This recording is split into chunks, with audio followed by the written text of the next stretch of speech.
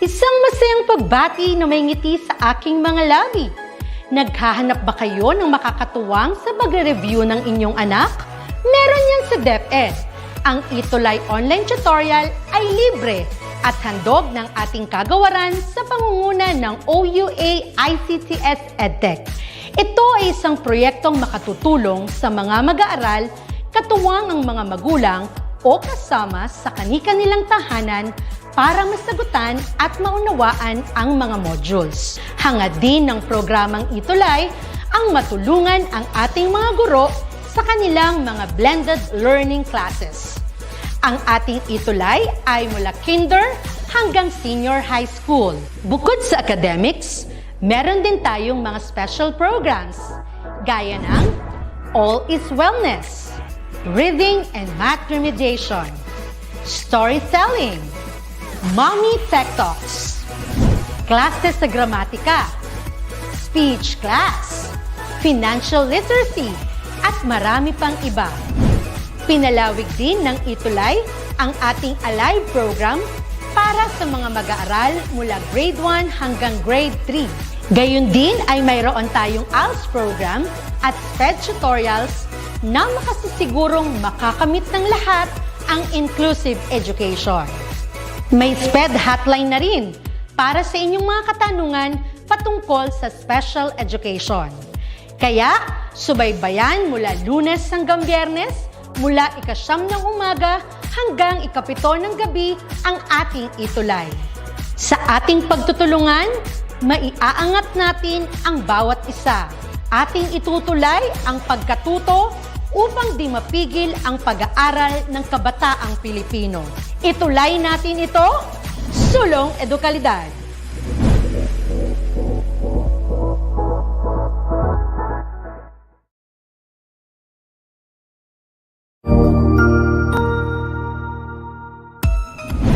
Mabuhay! Good day to all! I am your tutor Madge. Welcome to ETUlay, a free online tutorial, an initiative of the Department of Education, Information and Communications Technology Service, Educational Technology Unit, ICTS EdTech. This program is aimed at helping and assisting learners from kindergarten, senior high school, ALS, Alive, and SPED learners. Aside from answering the modules, the ETUlay is offering programs which you will surely look forward to. Together with our parents and teachers, the ETUlay will bridge the gaps where difficulty and ease meet in learning new knowledge and skills. So, let us prepare our modules, pen and paper. Ready your mind to see and hear worthwhile and interesting lessons. Let us now study and learn, together with our volunteer online tutors. Tara na!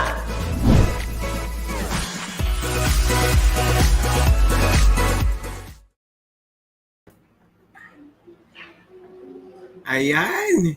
Isang mapagpalayang hapon sa inyong lahat. Hello, Tutor Jen! Hello, Tutor Roger. Good afternoon. Ayan, na-miss kita at na-miss ka namin ng sobra. Kamusta ka naman? Okay na, Tutor Roger. Okay. So, magandang hapon sa inyong lahat, mga estudyante, mga kaguro, mga magulang. Hello po sa inyong lahat. Tutor Jen? Yes, Tutor Roger. And we are on the second week of quarter 3 for Science 7. And this afternoon, Tutor Roger, we are going to talk about a topic which is on physics, related to physics. Tama, Yes. Tutor Roger. And we are live this afternoon in different social media platforms of DepEd. So we would like to ask you to please share to as many group chats, as many Facebook groups, as many friends as you can. And in our comment section, now, we're already seeing names and attendance. Please comment your name, your school, your section, your school, your science teacher, and greetings if you want. Yes, sa mga hindi pa nakakilala sa amin, ako nga pala si Tutor Roger from SDO Davao City. Ako'y nagtuturo sa Francisco Bangoy National High School. And ako naman si Tutor Jen M. Pipito from Daniel Arginaldo National High School, also from SDO, Davao City. Ayan. Okay, so our topic for this third quarter for week 2 is all about motion in one dimension. So we are all excited to teach you this topic. Diba, Tutor Jen? Yes, and we'll talk about movement tutorial na. So this afternoon, it's all about moving on, moving forward. Wow, gusto ko yung hugot na yan. Moving on and moving forward. Tama. Okay. But bagong lahat, our module or our topic is from the module 1 quarter 3 of the SDO Davao City, Division of Davao City. Ayan. So, before tayo pupunta sa ating lesson, let's have first our Mahusay Chuti of the Week of Grade 7. Yan, palakpakan! Yes, so I think they're all excited kung sino ang mga mahusay or Mahusay Chuti of the Week. Now, let's start.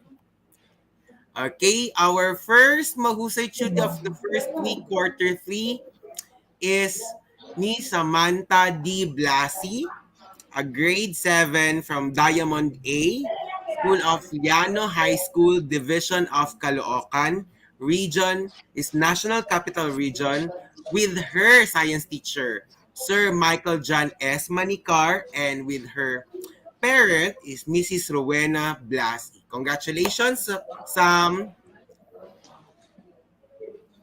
Tutor Jen. And we also have Renz Guyver J. Calyanta of grade 7 section mark from Imelda Integrated Secondary School in Division of Malabon. It's in National Capital Region.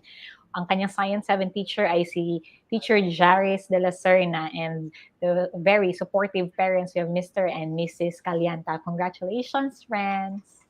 Okay, next we have another Mahusay Chuti, si Carlo Miguel P. Malonzo, a grade 7, section Cream 5 from Pampanga High School, Division of San Fernando, Region 3, and his teacher is Sir Ariel Malyari, and his parent is Ma'am Sally P. Malonzo. And eto pa, we also have another Mahusay Chuti for quarter 3, week 1, si Bianca. Paano ba yun i-pronounce Irish. tutorial? Irish. Irish Cruz Ay. of grade 7, Macabebe High School in Pampanga, that's in Region 3, with her Science 7 teacher, si Sir Mark Lopez, and ang kanyang parents, guardian, very supportive. We have Ma'am Catherine I. Cruz and Bernard P. Cruz. Congratulations, Bianca. Congratulations. And we have also, actually this is our student. This is my student. No other than Miss Joanel O. Celebrar, a grade 7 Begonia from Francisco Bangoy National High School, Division of Davao City, Region 11. Yours truly, her teacher, Roger Garcia, and her loving and supportive parents are Ma'am Joanne O. Celebrar and Sir Glenn E. Celebrar. Congratulations, Joanne. Yeah, congrats. And we have Alviza Zaidane Gaza, grade 7, section SPJ M. Del Pilar in Pampanga High School, San Fernando City, Region 3, with her Science 7 teacher, si Ma'am Krisha Luis Garcia, and the supportive parents, Sir Alvin and Ma'am Rizbeth Gaza. Congratulations, Arliza. Hey, congratulations. So, for those students who would like to be featured as one of our Mahusay Chuti of the Week, sumabaybay, ano ba yun? Just follow us and continue watching, then continue sharing our ETUlay session. Actually, we have a challenge, di ba, Tutor Jen? You need to tag 3 grade 7 learners right now on the comment section so that they may able to see our session or to watch our session. Go. Yes, in our comment section sa live session natin now, please tag your friends, at least 3 friends in the 3. comment section. Tag them and share also our live session para mas marami tayong maabot. Kasi yung iba tutor na hindi nila alam na nag-live na pala. So they, Kaya nga, oo. nakakaligtaan. Correct. So, Okay, we meron have... pa pala, Tutor Jen. Yes. Eto si Kerobin. Meron pa. Very, ito sila, mga early Yes. birds. Kanina, early Mm-mm. natin audience is si Renz. Okay. So, we have Correct. Kerobin Gabriel Villamor of grade 7 de Jesus in Novaliches High School, that's in Quezon City, National Capital Region, with a Science 7 teacher, si Ma'am Louise Jane M. Cortesano, and ang parent na si Ma'am Mira Kerobin. Congratulations, Kirubin. Okay? Ang So, tanong, okay, yes. ano ang most essential competency natin for week 1 and 2 is to describe the motion of an object in terms of distance or displacement, speed or velocity, and acceleration. So this topic is actually a 2-week topic. So we will going to discuss first the distance and displacement, and next week would be speed or velocity and acceleration. So para dahan-dahanin natin to, hindi siya biglaan, para mas lalong maintindihan nila yung lesson. Tutor Jen, our one objective. Yes, our objective this afternoon is for our learners to differentiate distance from displacement. So we have 2 terms now, distance and displacement. Now your goal is to differentiate the 2. Ano yung pagkakaiba nila? What's their similarities and differences? Distance and displacement. Okay, so what are you waiting for? Get your module, get your pen and paper, then come with us and join with us in our discussion. Right, Tutor Jen? Yes, and we have special greetings. Tutor Rogan of Suki. We have Alicia Vocational School. We have Imelda Integrated Secondary School. We have Santa Lucia High School. They have been with us from first quarter up to now. So thank you so much for your support. Okay, so now let's proceed to our question. Ang tanong ng bayan, are you ready? So if you're ready, please have your pen and paper ready. Yes. Okay, so let's proceed. Tutor Jen? Yes, we have our pre-test. 5 items ito, Tutor Rogar, 5 items. Yes. Okay, question number 1. So for the 5 questions, please select the best answer. And if you have your pen and paper, write it there so that you won't forget the terms, the concepts that we will talk about. So question number 1, bilis ni Sam. May sagot na sa number 1. Sumagot agad. Sige. Which of the following is the standard unit for speed? A, kilometer, B, mile, C, kilometer per hour, D, kilometer per second. Which of the following is the standard unit for speed? Ang bilis, Tutor Rogar. Ang bilis nila. Ang sagot ay letter C. Yes. Very good. Congratulations. Nauna si Sam, di ba? Yes, Okay, and next. correct naman si Royef, Bianca, JM, Darlene, Renz, Joanel, at marami pang iba. At marami pang iba. Number 2, which is an ideal reference point? Okay? A non-moving object or landmark. B, a flying colorful kite in the sky. Or C, the dilapidated truck. Or letter D, a red object. What's the answer? Okay, nauna si Ma'am Janet Patayon. Hello, Ma'am Janet. Hello, Ma'am Janet. Ayan. Good afternoon to April of social tutor Spotswood National High School, Kidapawan City. Ay, hello sa mga taga Kidapawan dyan, mga kaibigan ko sa Kidapawan. Okay, so the correct answer for number 2 is letter A. Very good. Congratulations. Almost lahat sila nakatama, no? Galing-galing. Okay, number 3. Yan. What is the basic unit for measuring time? A, is it R? B, second, C, month, or D, minute? Basic unit for measuring time.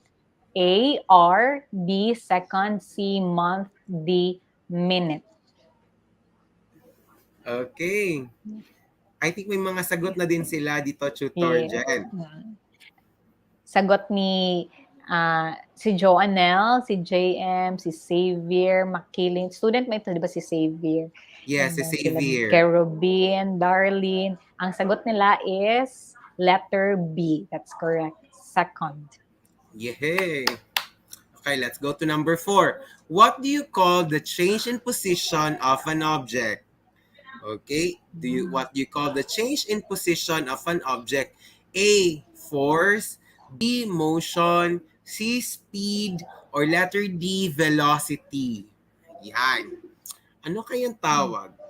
Yan. And while waiting, Tutor Roger, we would like to greet also Aaron Clever Condino from Bagnos Integrated School in SDO Isabela. Yan. Suki din natin itong Bagnos Integrated School. Hello po sa mga taga Bagnos. Hello po.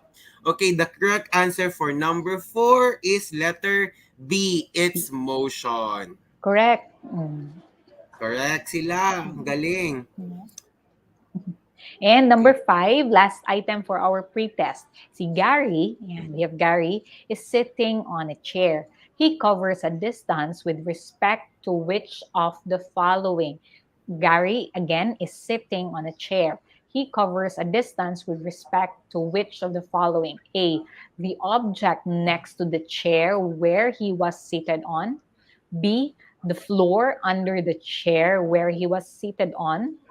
C, the house where he is in. Or letter D, the sun. Which of this is the yung point of reference and consideration when we speak of motion ni Gary?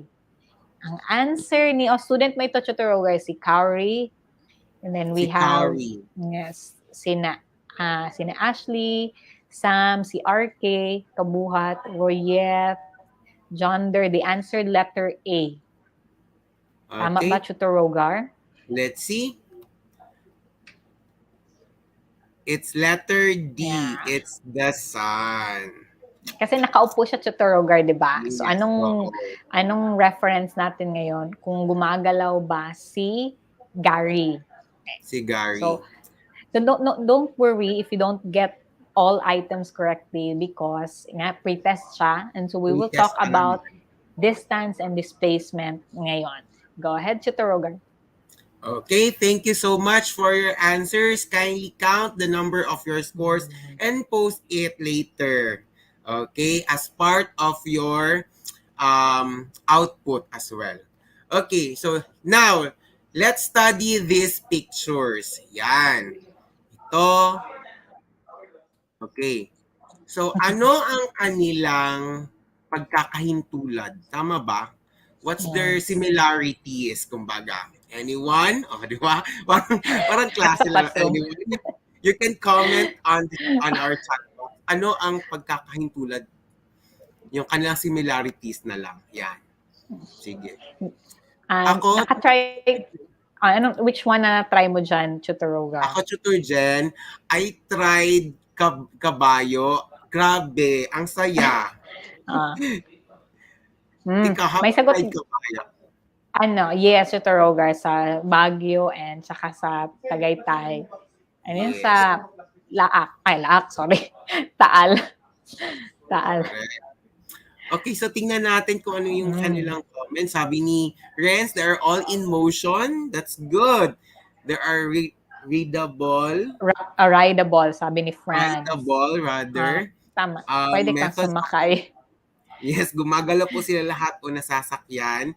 They produce motion, mga gumagalaw po at ginagamit sa transportation. Very good. So all your observations are correct. So this picture show motion, and there is a motion and it means of transportation. Now let's talk about motion, Tutor Jen. Yes. Kasi sabi nga dito ni Carlo Miguel Malonzo, ginagamit ito upang dumating sa pinaroroonan.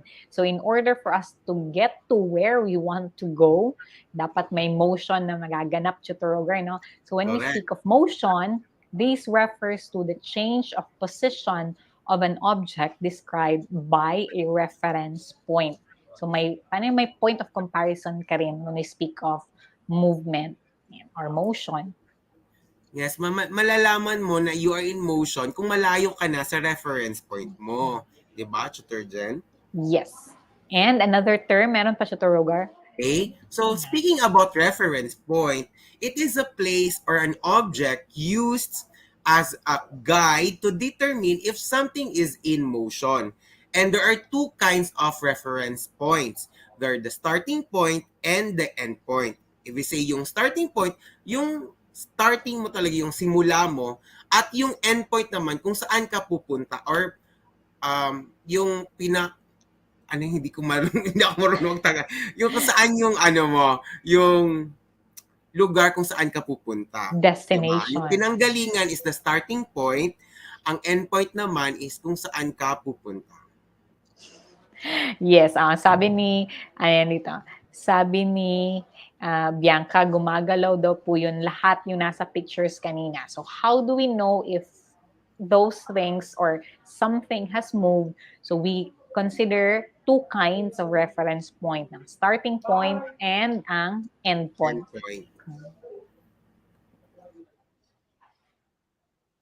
Okay.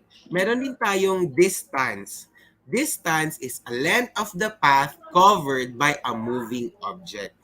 Okay, so I think that is really, diba, well understood.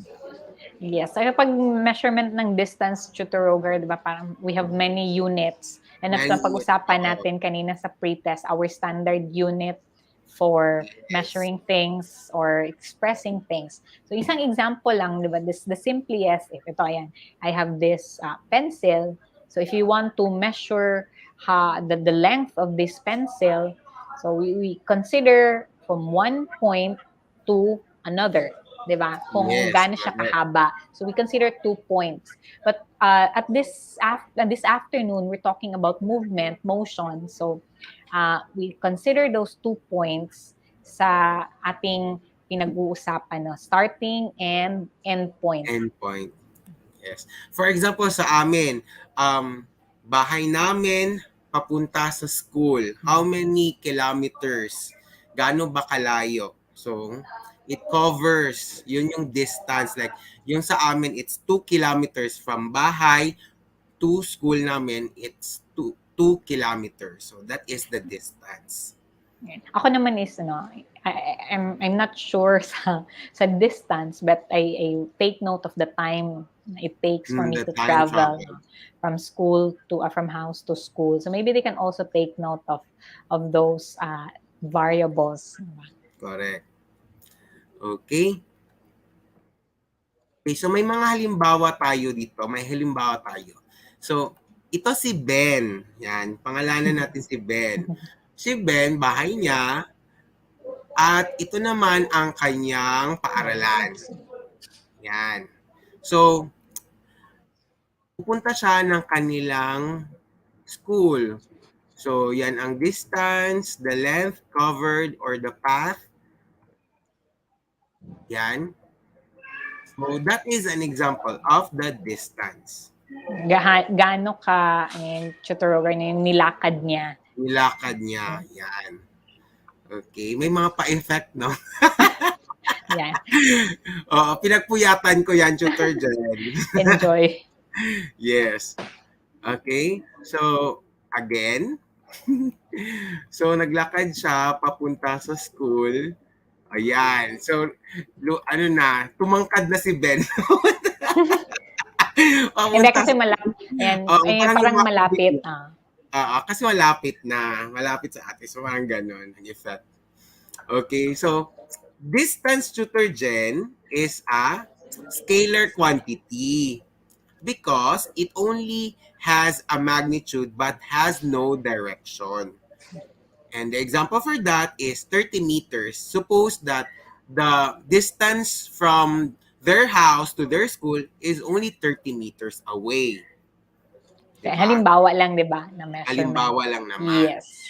So, sa daan, if they're riding a jeep, although ano pa tayo ngayon na wala pang face-to-face, but if they happen to travel, they can also check alongside the roads, may mga milestones doon na naka-indicate kung ilang kilometers pa ang next town.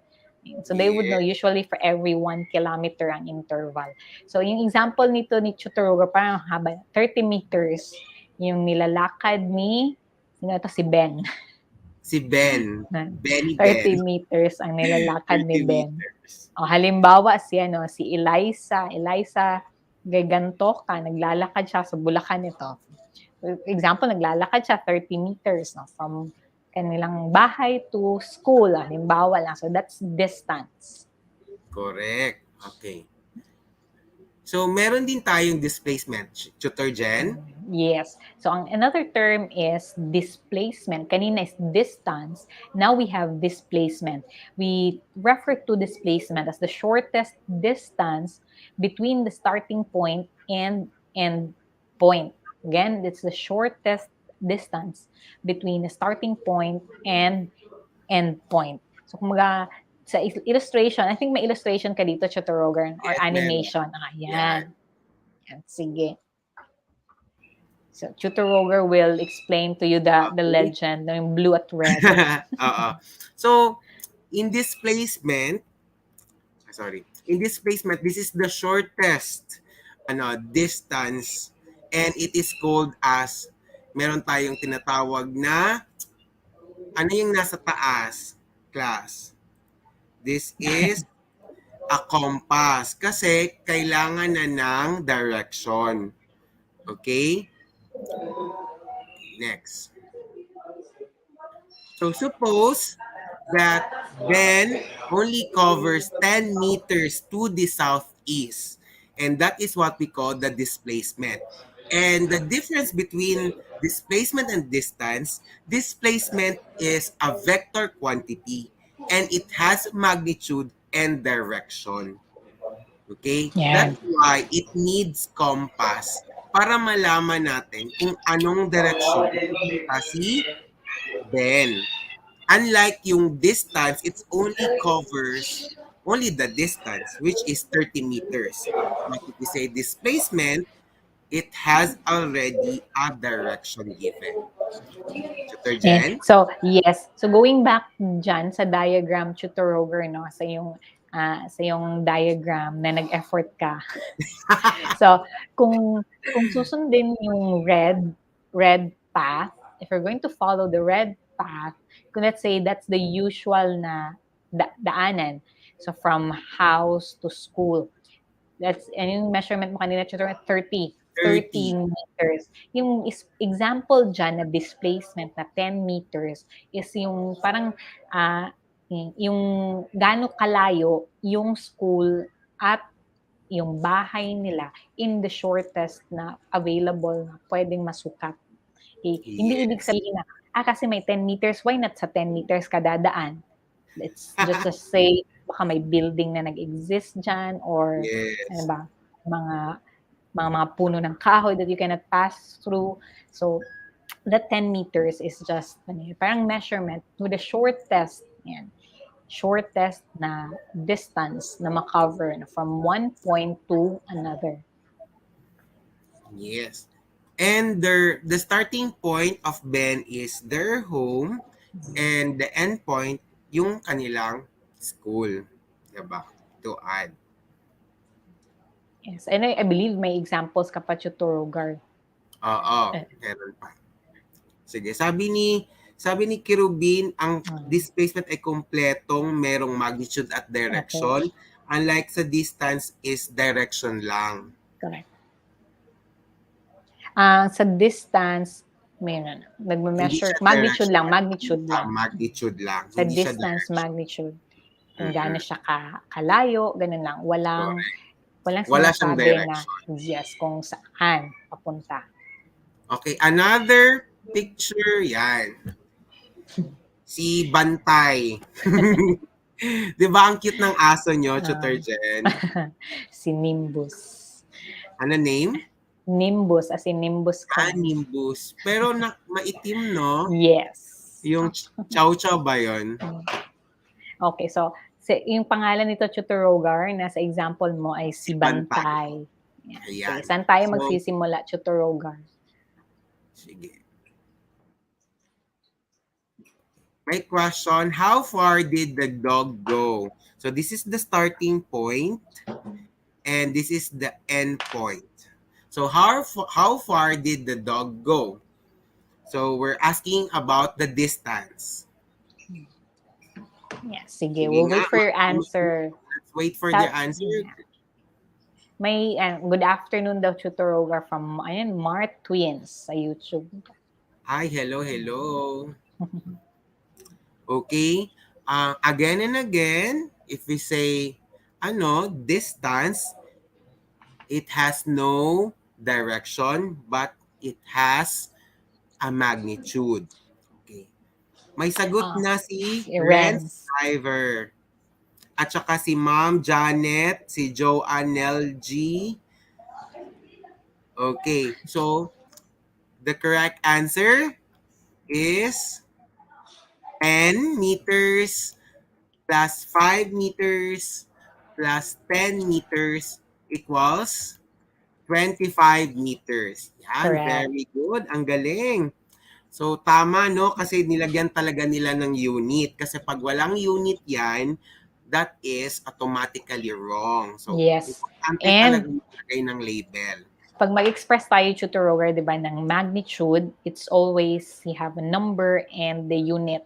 So since we're talking about distance now, we have the number that's 25 and the unit is meters. Yes. Wow, congratulations. Ang galing. Ang galing-galing. Okay, next. So let's talk about naman ang tawag yan? Displacement. So, let's find the displacement of Bantay. What is the dog's displacement?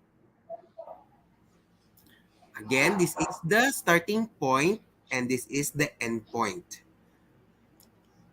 Ang answer ni Renz Chutorogar is 5 meters now, kanyang displacement.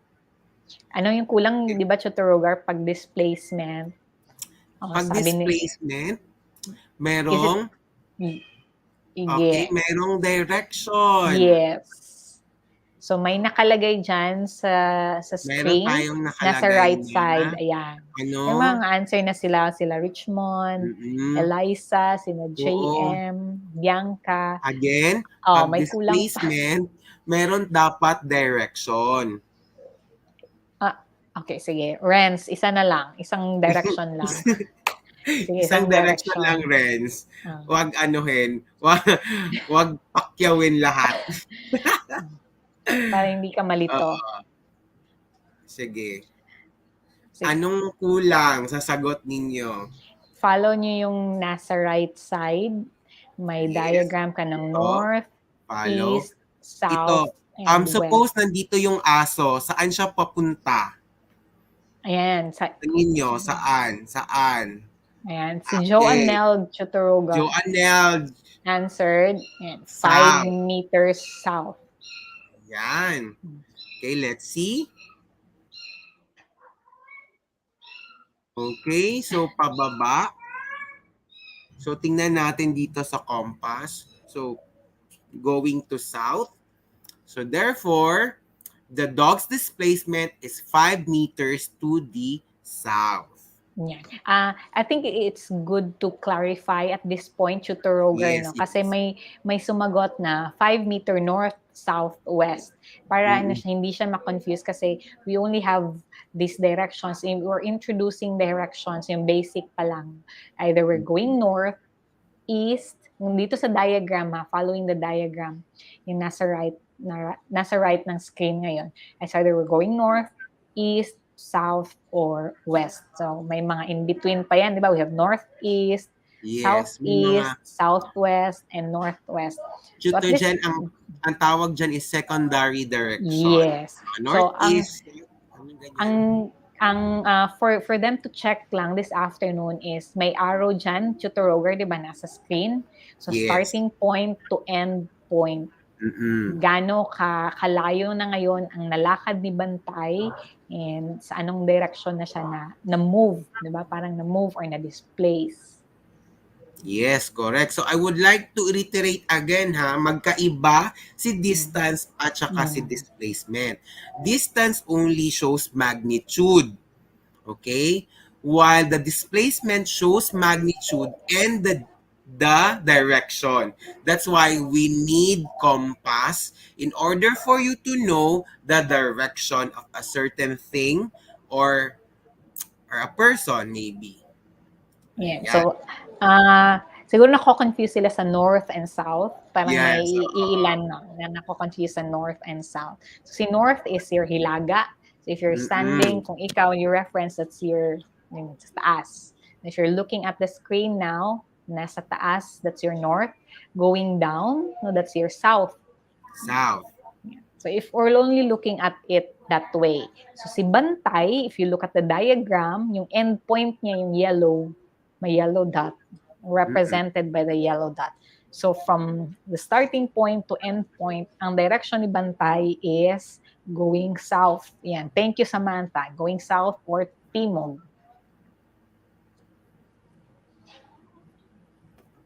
So, ayun. Thank you, Ma'am Janet. Sabi ni Ma'am Janet, flood pa tayo. Well done. Okay. So, let's proceed. Let's have, I think, exercises to Roga, ano? Para yes, mas ma-compare. Kasi our objective is to give and to know the differences between displacement and distance. So, here's the activity. Determine whether the following describes displacement or distance or displacement. Number 1, a horse runs 10 meters to south. Is it distance or displacement? Sige nga, try nga natin. Yes. So while we're waiting sa kanilang sagot, no, Tutor, I also have number 2. A girl runs 20 meters to the church. Yes. Kasi malilate na siya. Yes, malilate na siya kaya tumakbo siya. Number 3, a bus travels 100 kilometers. Ayan. And si number 4, we have number 4, a jet plane travels 300 miles away. Okay. And number 5, duck walks 2 meters going east. Ayan. So you can now answer all the questions from 1 to 5. Okay, while waiting for their answer, I would like to greet pala my friend, my childhood friend, a happy birthday, Miss Bernadette. Hello, Bernadette Aquino Lazaro. She's a teacher also. Right. So may mga sagot na sila, Tutor Roger. Most of them answered, okay, may sumagot na distance, may sumagot ng displacement sa number 1. Okay, let's see. Number 1 is displacement. Bakit kamo? Kasi meron siyang direction. Yan. Si number 2, okay, they answered, eto si Richmond, sinagutan niya na lahat 1 to 5. Okay, yes, distance, ang number 2. Number 2 is distance. Tumakbo lang siya ng 20 meters pero hindi naman sinabi is kung saan yung direction. Basta tumakbo lang. Basta pupunta siyang church. Papunta siya ng church. Basta alam niya na church ang pupuntahan niya pero in 20 meters, di ba? Number 3. Yan, distance. Correct yung answer nila. Number 3 is distance. Number 4. Number 4, distance, correct? Sina Kerubin, sina Renz. Yes, sila Ashley. Sila Xavier, my student. Joanne, okay. Number 5, since my direction, tingnan natin. Here we go. It's displacement. Yan. Correct, si RK and sila JM. Wow, very good. Congratulations. Kindly count the number of correct from the pre-test to the evaluation. And that's 10 items all in all. And you can comment your scores in our chat box. Yeah. Si Richmond daw is 5/5 sa post-test. Okay, so i-total nyo na, Rich. I-total nyo na. Okay. Sabi ni Ma'am Janet, I could get 5/5 because you taught me the difference between distance and displacement. Chareng! Thank you, Ma'am Janet. Saan school ka ba, Ma'am Janet? Ano yan? I think guardian. Si Ma'am Janet is guardian. And Guardian. Okay. from Massachusetts. And ang kanyang, I'm not sure, anak or ano ba, is Kalumpit. Tama ba, Ma'am Janet? From Massachusetts siya. Hello. May kantang Massachusetts, di ba? Di ba? Kinakanta yan eh. Don't make me sing. Sige. Hello, Ma'am Janet. Baka naman makapunta kayo sa Massachusetts. Sige, let's go to our segment about science quote. Ako, excited ako nito. Okay? If you decide on your direction, God will give you the energy for the distance. According to T.B. Joshua. Di ba ang ganda? Yes. And Jen, hindi na ako magko-comment. Ha? Hindi na ako magko-comment. Basta. Yun. Ay, ganon. Okay. So ako naman, ang take ko nito is that God will give us the really the direction if we just follow His will. And He will not just give the direction, but also He will give us the energy to pursue whatever things that we're going to do, most especially for our students and for our nation. Diba? And yes, Tutor Jen. Naka-heart naman si Rachel Ann Cortez. Meaning, agree daw siya, Tutor Rogar. Na-remember ko yung isang student, we have 3 minutes pa naman and we're going to end. May isang student, di ba, na mahilig manghugot. Hindi na siya nagko-comment ngayon. Quarter 1 yun, si Isaac Newton. Yan, oo, si Isaac Newton. So, please, Isaac Newton, kung nandito ka, pakigalaw ng baso. Pakigalaw. Ayun, tama. Tama ka, Domiciano Ihongo. Bee Gees of Massachusetts. Yan, kinakanta yan ng mga... Na-remember pa ni JM si Isaac Newton. Yes, ayun. Ang saya-saya lang, no? So, everyone is happy and be a good, be in a good direction. As a student, we have to be in a good direction, in a right track, so that God will give us energy to go further in our plans and goals in life. Iyak ako konti. Okay, so let's proceed. Thank you for the hearts, everyone. We love you. Now, this time, Tutor Jen. Yes. So again, whatever insights you have, learnings, feedback, or any outputs you wish to share. Kasi, di ba, some schools may be using different modules or division-wide modules nila. So whatever insights, learnings you wish to share to us, please use our hashtags and as a screen, hashtag Science ETUlay7 or hashtag Science Tutor Rogue Gen, and we will be able to see your outputs, and we would like also to see them. So please use these hashtags. And again, we are live every Monday, 1 o'clock to 1:40 p.m. on the official Facebook page of DepEd ETUlay and sa YouTube na DepEd ETUlay. And again, ako si Tutor Jen from SDO Davao City. Ako naman si Tutor Rogar or Tutor Rogue na nagsasabing we love science. Hello, kamusta? Bye! By the way, meron pa pala. Thank you for comments, suggestions. Email us at edtech@deped.gov.ph or scan the code. Up next is Tutor Z and Tutor Marky for Science 8. Thank you and God bless us always. Thank you so much. Bye-bye. Ang husay naman! Natapos mo ang iyong tutorial session kasama ang iyong mahusay na ETUlay tutor. May bago ka bang natutuhan?